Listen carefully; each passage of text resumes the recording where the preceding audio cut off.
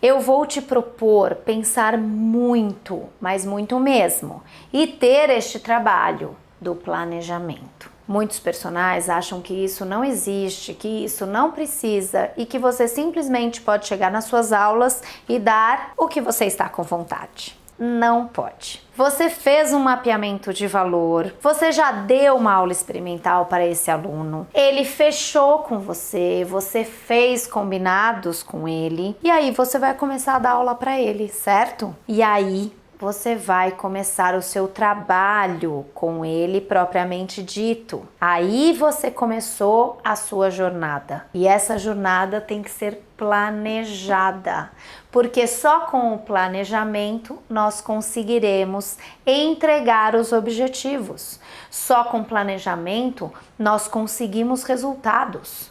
Com planejamento, nós conseguimos fidelizar o nosso aluno, porque a hora que você entrega um objetivo, você já planeja outro. A hora que ele consegue um resultado que ele quer, você já está ali planejando outro, incentivando ele a outro, e um vem atrás do outro, certo? Então, se você não tem planejamento, você não vai chegar nem no primeiro objetivo, que dirá num segundo, num terceiro. Você não consegue entregar, porque você simplesmente não planejou. Então, você vai pegar todas aquelas informações do mapeamento de valor, vai sentar também com todas as informações que você coletou na aula experimental, que você já observou. Tem alguns personagens que trabalham com testes físicos que eles ministram na aula experimental, também é válido, cada um tem a sua metodologia, mas com tudo que você coletou no mapeamento, com tudo que você percebeu, que você conseguiu ver e perceber na aula experimental, você vai sentar e planejar. Então, o planejamento das aulas em si é aquilo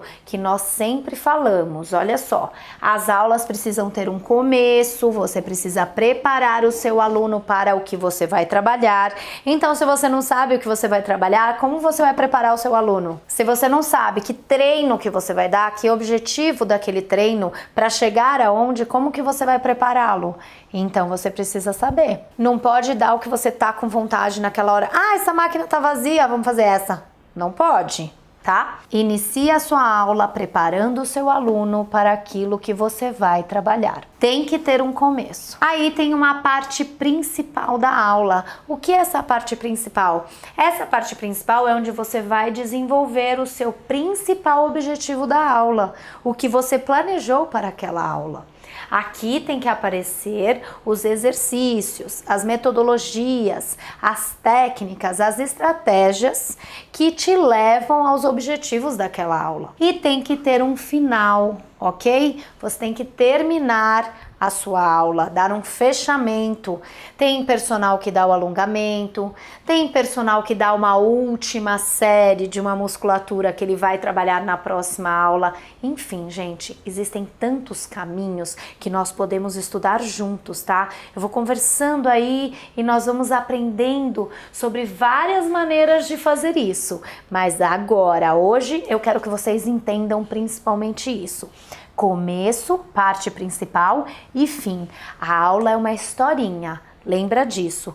Conta a sua história com excelência para o seu aluno, ok? Para você chegar no seu objetivo. E aí, isso é o planejamento da aula, tá bom? Somente da aula, de cada aula. Aí você tem que ter um macro, um maior, ok? Você pode até adotar, além do mensal, um trimestral, um semestral, mas aqui eu vou falar do mensal porque aí você vai replicando isso mês a mês, lógico. Então, num planejamento mensal, você precisa ter em mente, você precisa planejar o que você vai trabalhar na primeira semana, o que você vai trabalhar na segunda, na terceira, na quarta. Qual é o seu objetivo mesmo? Ah, diminuir o percentual de gordura. Ok, então o que eu vou fazer? Eu vou fazer isso na primeira semana, eu vou fazer isso na segunda semana. Eu vou dar um exemplo. Então, quero diminuir o percentual de gordura do meu aluno. Ele começou a treinar comigo agora. E aí eu estudei, vou dar um exemplo, hein, gente? Isso é um exemplo. Existem várias formas de se fazer isso. Eu estudei que circuitos metabólicos são muito efetivos para diminuir o percentual de gordura do meu aluno. Só que aí eu recebi esse aluno agora, né? Primeira semana. Como que eu vou aqui dependendo desse aluno, adotar circuito metabólico. Se ele não consegue fazer um agachamento bem feito, se ele não consegue fazer uma prancha, se ele não tem força, se ele não tem coordenação, se ele não consegue fazer vários exercícios isoladamente, como que você vai colocá-lo numa situação de circuito metabólico na primeira semana? Não, mas o meu objetivo é diminuir o percentual. Tudo bem que é, mas você pode adotar de uma outra maneira esse caminho e chegar aqui, ó, na semana 4, com circuitos metabólicos super efetivos, com exercícios que você foi ensinando para ele na primeira, na segunda e na terceira semana, e na quarta você puxa. Só que se você não fizer planejamento, você não vai poder fazer isso, porque você não sabe nem onde você tá, você não sabe que semana que seu aluno tá. Então, é importante que você planeje para o seu objetivo. Se a sua aluna, por exemplo, ela veio de uma gestação, o que você vai fazer na primeira semana após a liberação do médico? O que você vai fazer na primeira semana, na segunda semana, na terceira, para que você consiga ir voltando o corpo dela ao que ela era antes? Que é o principal objetivo delas. Elas querem pelo menos ter o corpo que elas tinham antes da gestação. Como que você planeja isso? Você precisa sentar e planejar. Então, personal, vou falar para você, uma grande arma que nós temos na nossa mão, que faz parte do nosso trabalho, que eu vou ser dura agora, é sua obrigação, é planejar os seus alunos. Dá trabalho? Dá trabalho. Tem que ver menos Netflix? Tem que ver menos Netflix. Tem que trabalhar mais em casa? Tem. Mas, com certeza, você entregará muito melhor os objetivos e os resultados que os seus alunos querem e que eles precisam.